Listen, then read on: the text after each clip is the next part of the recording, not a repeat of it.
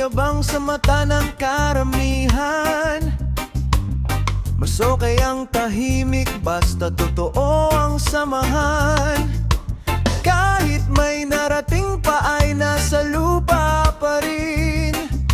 Respeto ang dala, hindi kayabangan ng hangin. Simple lang ang galaw, pero malayo ang tanaw. Hindi kailangang sumigaw para lang mapatunaw. Pangkumbaba lang sa buhay, dahan-dahan lang ang tagumpay.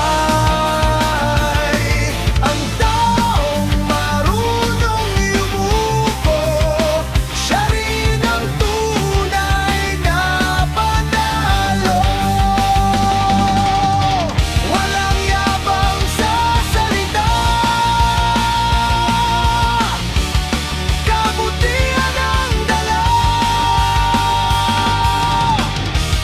Pakumbaba sa kapwa at pagpapalay kusa.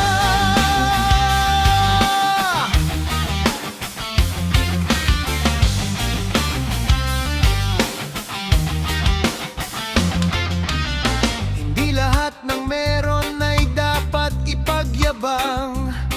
Mas mabuti ang may puso kaysa sa kayamanan. Kapag marunong rumespeto, respeto ay babalik. Ang tunay na malakas ay marunong